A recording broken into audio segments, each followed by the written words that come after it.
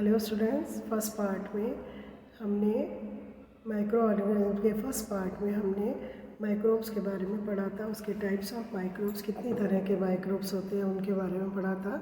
Second part में बच्चों हम पढ़ेंगे where do microorganism live, microorganism कहाँ रहते हैं, माइक्रोब्स एंड अस हमारे लिए किस तरह से यूज़फुल हैं एंड हार्मफुल माइक्रोब्स हमारे लिए किस तरह से नुकसानदायक है, हमें क्या क्या बीमारियां फैलाते हैं।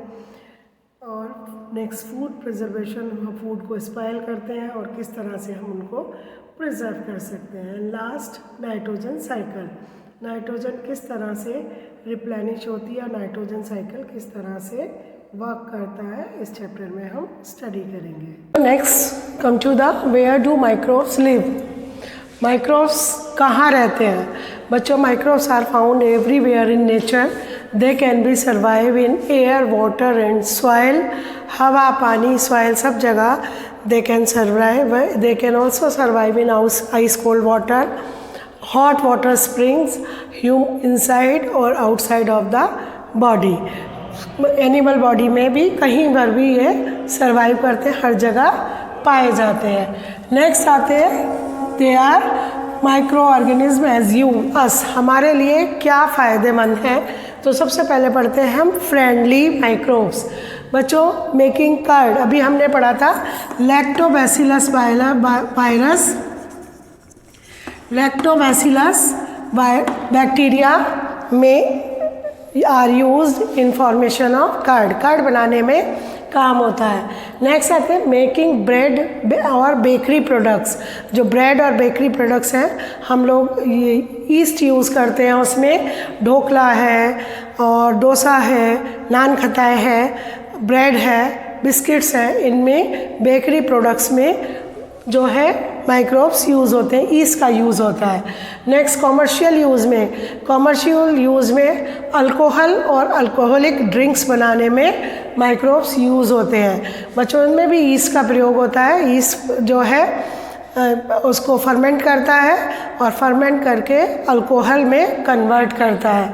नेक्स्ट है मेडिसिनल यूज़, दवाइयाँ बनाने में भी यूज़ होते हैं माइक्रोब्स, एंटीबायोटिक्स बनती हैं, पेनिसिलिन वगैरह से एंटीबायोटिक्स बनती हैं। नेक्स्ट आते हैं वैक्सीन, वैक्सीन बनाने में भी माइक्रोब्स यूज़ होते हैं। बच्चों ये हमारी बॉडी में एंटीबॉडीज़ प्रोड्यूस करते हैं और हमें बीमारियों से बचाते हैं। वैक्सीनेशन जिनसे, व्हाट इज़ वैक्सीनेशन बच्चों, वैक्सीनेशन क्या है, इंट्रोड्यूसिंग ऑफ लाइव और dead microbes inside the body to produce antibodies और टू प्रिवेंट द डिजीज़।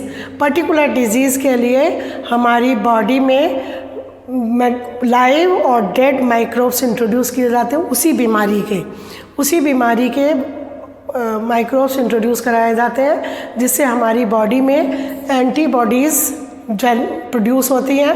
जैसे तुम देखते हो अभी बहुत ज़्यादा कोरोना फैल रहा है और कोरोना की वैक्सीनेशन हो रही है पूरे देश में, तो उससे क्या होता है, एंटीबॉडीज़ प्रोड्यूस होती हैं और वो हमें उन बीमारियों से बचाती हैं। नेक्स्ट आते हैं मेकिंग फूड सप्लीमेंट्स, इसके अलावा बहुत सारे फूड सप्लीमेंट्स, कई बार हमें तुम देखते हो कि हमें बहुत सारी डेफिशिएंसी हो जाती है, तो डेफिशिएंसी से बचाने के लिए हम टैबलेट ले लेते हैं। कई बार आयरन की कमी हो रही है, विटामिन बी कॉम्प्लेक्स जो भी है, तो इनकी कमी हो रही है, तो इनको की कमी से हमें बचाने के लिए, डेफिशिएंसी से हमें बचाने के लिए फूड सप्लीमेंट्स बनाए जाते हैं। जैसे विटामिन बी कॉम्प्लेक्स है, इंसुलिन बनाई जाती है।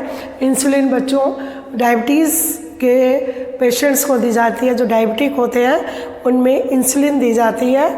जो कई बार हमारा ब्लड शुगर लेवल बहुत बढ़ जाता है, क्योंकि कई बार हमारा पैनक्रियाज काम नहीं करता और पैनक्रियाज में इंसुलिन नहीं बनता, और इंसुलिन नहीं बनने के कारण क्या होता है, हमारा डायबिटीज़ शुगर बहुत लेवल बढ़ जाता है, तो इंसुलिन दी जाती है जो हमारी ब्लड शुगर को कंट्रोल करती है। इसके अलावा आते हैं एग्रीकल्चरल यूज़, एग्रीकल्चरल यूज़ में भी खेती में, फार्मिंग में भी बहुत सारे यूज़ होते हैं। जैसे साइनोबैक्टीरिया, राइजोबियम बैक्टीरिया मैंने भी बताया था, they are found in the root nodules of leguminous plant, जो फलीदार पौधे होते हैं उनकी जड़ों में गांठें होती हैं, उन गांठों में राइजोबियम बैक्टीरिया और साइनोबैक्टीरिया पाए जाते हैं और वो एटमॉस्फेरिक नाइट्रोजन को सोल्यूबल स्टेट में कन्वर्ट करते हैं और फिर वो ज़मीन के द्वारा ज़मीन में एब्जॉर्ब होती है, मिक्स होती है और प्लांट में स्टोर होती है। नेक्स्ट आते हैं एनवायरमेंटल यूज़। वातावरण के लिए क्या यूज़ होता है, तो एनवायरनमेंट में दे क्लीन द एनवायरनमेंट को क्लीन करते हैं, पर्यावरण को शुद्ध करते हैं। कौन कौन? फंगी और bacteria dead and decade organic को, जो डेड ऑर्गेनिज्म होते हैं उनको डिके करके ह्यूमस में कन्वर्ट करते हैं और फर्टिलिटी को भी बढ़ाते हैं, इसके अलावा एनवायरनमेंट को भी क्लीन करते हैं। नेक्स्ट आते हैं harmful bacteria, harmful microbes. Harmful microbes बहुत सारी बीमारियां करते हैं प्लांट्स और एनिमल्स में। तो सबसे पहले हम पढ़ते हैं डिजीज़ इन ह्यूमंस। ह्यूमन में कौन कौन सी बीमारी करते हैं बच्चों? बहुत सारी बीमारी है, tuberculosis, polio, AIDS, cholera, flu, malaria, rabies और बहुत सारी बीमारियां इसके अलावा ये हमारी बॉडी में करते हैं। पैथोजन कौन होते हैं बच्चों? Pathogens are disease causing microbes are called pathogen. जिन माइक्रोब्स के द्वारा बीमारियां होती हैं उनको पैथोजन्स कहते हैं। नेक्स्ट होते हैं कैरियर। बच्चों कैरियर क्या होते हैं? कुछ माइक्रोब्स अपने आप एक जगह से दूसरी जगह नहीं जाते, उनको कोई कैरी करता है, उनको कैरियर कहते हैं। तो the organism which carry the pathogens, जो पैथोजन्स को कैरी करते हैं they are known as carrier. जैसे फीमेल एनोफ्लीज है, फीमेल एनोफ्लीज प्लाज्मोडियम वाइवॉक्स को ले जाती है और जिससे मलेरिया होता है। ऐसी एक टिस्टिस फ्लाई है, टिस्टिस फ्लाई स्लीपिंग सिकनेस के वायरस को लेकर जाता है। इसके अलावा तुमने पढ़ा होगा एडिस मस्क्यूटो है जो वायरस को कैरी करता है और जिससे हमें बीमारी होती है। तो नेक्स्ट आते हैं प्रिवेंशन और इसके अलावा prevention of communicable disease. First of all you should know what are communicable disease. The disease which spread from infected person to healthy person through air, water, soil, food, contaminated water, etc. are known as communicable disease such as TB, AIDS, malaria, rabies, cholera etcetera. Prevention, इनको हम prevent कैसे कर सकते हैं? तो बच्चों avoid sharing, we should not share our clothes और we can say the infected person should not share their clothes with healthy person. हम अपना हैंड करचीफ, रुमाल, टॉवल ये सब इन्फेक्टेड पर्सन को हेल्दी पर्सन के साथ शेयर नहीं करना चाहिए। We should not share our utensils. हमें अपने झूठे बर्तन, अपना बर्तन वगैरह भी हेल्दी और इन्फेक्टेड पर्सन के साथ दोनों, मतलब इन्फेक्टेड को हेल्दी पर्सन के साथ शेयर नहीं करना चाहिए। नेक्स्ट आते हैं फिज़िकल कॉन्टैक्ट। हम कई बार फिज़िकल कॉन्टैक्ट में आ जाते हैं तो कुछ बीमारियां हैं, सपोज़ हमको रिंग वॉर्म हो रहा है, हमने ईचिंग की और ईचिंग करके हमने दूसरे को हाथ लगा दिया तो वो बीमारी उसको हो जाएगी। सेक्सुअल ट्रांसमिशन, सेक्सुअल रिलेशन बनाने पर भी इन्फेक्टेड पर्सन के साथ हमें बीमारी ट्रांसफ़र हो जाती हैं। और हाइजीन, हम साफ़ सफाई नहीं रखते, अपने क्लीनिंग नहीं करते प्रॉपर, तब भी ये बीमारी हमको हो जाती हैं।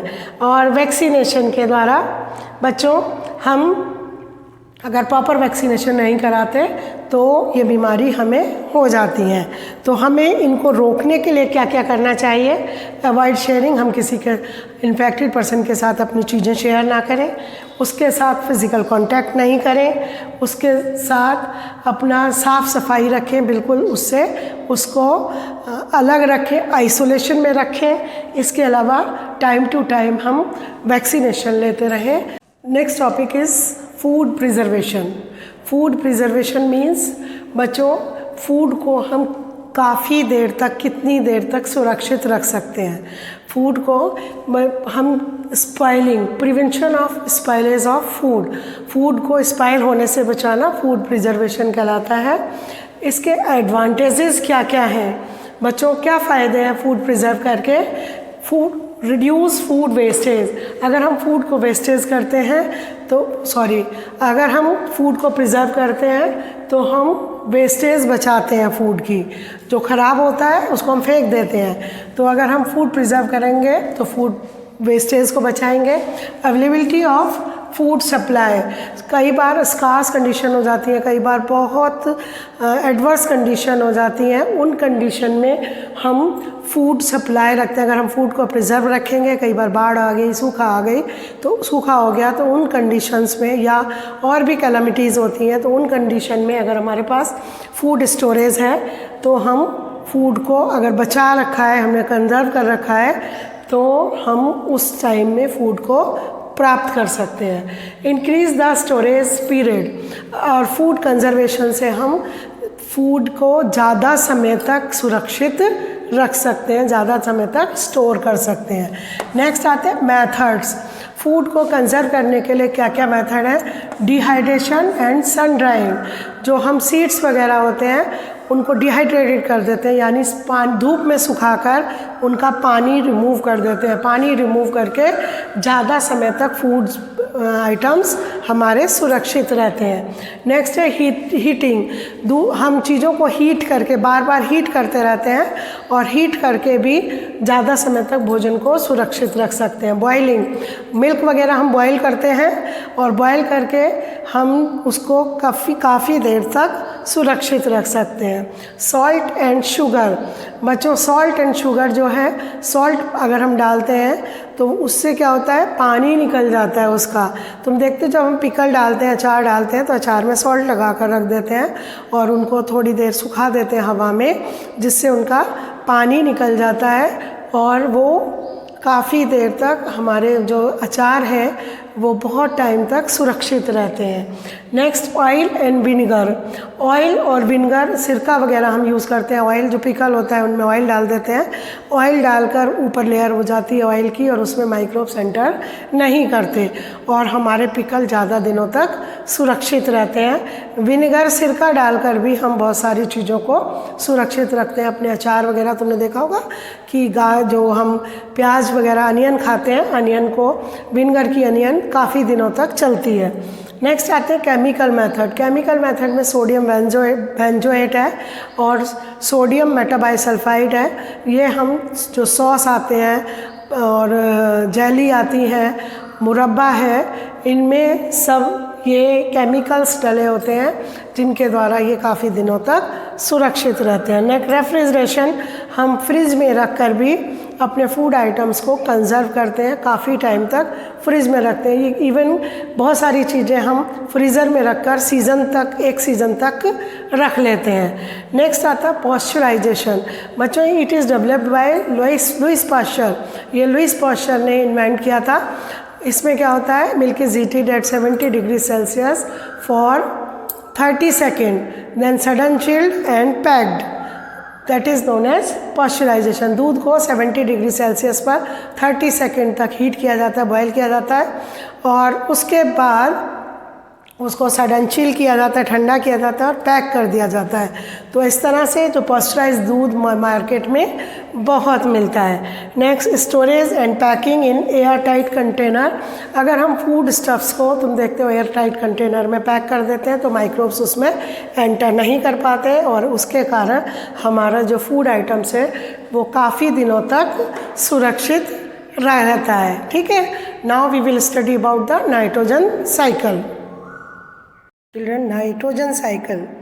Approximate 78% of air is nitrogen. Air consists of different gases, that is 78% of nitrogen, 21% of oxygen, 0.03% of carbon dioxide and rest of the other gases. Bachcho, animals and plants cannot use directly nitrogen as it is available in the abundant. It's still plants and animals cannot use directly the nitrogen, and first of all it has to be changed into nitrates. सबसे पहले इसको nitrate में convert होना होता है, उसके बाद plants animals can use nitrogen this and the cyclic process of nitrogen being fix है। प्लांट्स और एनिमल्स नाइट्रोजन यूज़ करते हैं और उसके बाद उसको वो कन्वर्ट हो जाता है नाइट्रेट में, उसके बाद उसको वो वापस रिटर्न कर देते हैं and this is known as nitrogen cycle. बच्चों इस प्रोसेस में जो एटमॉस्फेरिक नाइट्रोजन है वो 3 फॉर्म्स में कन्वर्ट होती है। First is lightning. जो लाइटनिंग है बच्चों हाई टेम्परेचर ऑफ लाइटनिंग, जो बहुत अधिक टेम्परेचर लाइटनिंग का डिस्चार्ज होता है बादलों से और उसके कारण कुछ अमाउंट में नाइट्रोजन और ऑक्सीजन जो होते हैं वो ऑक्साइड्स बनाते हैं और ये ऑक्साइड्स वाटर के साथ मिलकर एसिड रेन के साथ मिलकर नाइट्रेट बनाते हैं, एसिड बनाते हैं, वीक एसिड और नाइट्रेट बनाते हैं। उसके बाद these nitrates can be absorbed in the soil में हो जाते हैं नाइट्रेट के रूप में। सेकेंड मेथड है फर्टिलाइज़र्स। फैक्ट्रीज़ में फर्टिलाइज़र बनते हैं और वो उसको नाइट्रोजन को सॉल्युबल स्टेट में कन्वर्ट करते हैं और हम उसको खेतों में यूज़ करते हैं। एंड थर्ड मेथड है nitrogen fixing bacteria. Nitrogen fixing bacteria in root nodules, मैंने तुम्हें बताया था प्रीवियस कि जो लेग्यूमिनस प्लांट होते हैं उनकी रूट में नोड्यूल्स पाए जाते हैं और उसमें राइजोबियम बैक्टीरिया रहता है जो कन्वर्ट करता है एटमॉस्फेरिक नाइट्रोजन को इनटू सॉल्युबल स्टेट में और ये भी सॉइल में चला जाता है। नेक्स्ट है nitrogen fixing bacteria in the soil. इसके अलावा नाइट्रोजन फिक्सिंग बैक्टीरिया सॉइल में भी होते हैं जो एटमॉस्फेरिक नाइट्रोजन को कन्वर्ट करते रहते हैं। अब जो नाइट्रोजन है वो बच्चों कहाँ गई? सॉइल में आ गई, मिट्टी में आ गई। मिट्टी से कहाँ चली गई? प्लांट्स में and it stored in plant in the form of protein. Protein के रूप में जो फलीदार पौधे होते हैं उनमें स्टोर हो जाती है। Plants are eaten by the animals के द्वारा खाए जाते हैं। अब प्रोटीन कहाँ पहुँच गई? एनिमल्स में पहुँच गई। इसके अलावा ये एनिमल्स ने क्या करा? फीसिस किया, यानी जो एनिमल वेस्ट है उसको डिकेइंग बैक्टीरिया द्वारा। बच्चों 2 तरह के बैक्टीरिया होते हैं, nitrifying bacteria and decaying bacteria. यहाँ से उन्होंने फीसिस किया, वेस्ट किया और इसके अलावा यूरिन आया और इसके अलावा डेड प्लांट्स और एनिमल्स जो होते हैं उनको जो नाइट्रीफाइंग बैक्टीरिया है वो चेंज करते रहते हैं। तो जो डिकेइंग बैक्टीरिया हैं वो डेड रिमेन्स को, एनिमल वेस्ट को, एनिमल और प्लांट्स वेस्ट को डिकेइंग बैक्टीरिया चेंज करते रहते हैं सॉल्युबल स्टेट में एमोनियम कंपाउंड में and this process is known as ammonification. इस प्रोसेस को अमोनिफिकेशन कहते हैं। और जो नाइट्रीफाइंग बैक्टीरिया हैं वो सॉइल में पाए जाते हैं और अमोनिया को नाइट्रेट में चेंज करते रहते हैं। अमोनिया में नाइट्रोजन होता है और ये एनिमल वेस्ट और जो भी डेड रिमेन्स हैं उसमें से उस नाइट्रोजन को फ्री करते हैं और this process is known as nitrification. इसको हम नाइट्रीफिकेशन कहते हैं। तो अब इसके बाद सारी जो है वो नाइट्रोजन कहाँ गई? सॉइल में आ गई। सॉइल में आने के बाद इसका ये जो है नाइट्रोजन, जो बैक्टीरिया होते हैं वो नाइट्रोजन को सॉइल से फ्री कर देते हैं और वापस डीनाइट्रीफाइंग बैक्टीरिया होते हैं वो उसको फ्री कर देते हैं और वापस कहाँ भेज देते हैं? एटमॉस्फेयर में नाइट्रोजन चली जाती है and the cycle goes in nature. इस तरह साइकिल जो है चलता रहता है और एटमॉस्फेयर में नाइट्रोजन की रिप्लेनिशमेंट होती रहती है, नाइट्रोजन रिप्लेनिश होता रहता है कॉन्टीन्यूस। ओके बच्चों, तो ये चैप्टर था हमारा सेकेंड, आपको समझ आया होगा। ऑल द बेस्ट बच्चों।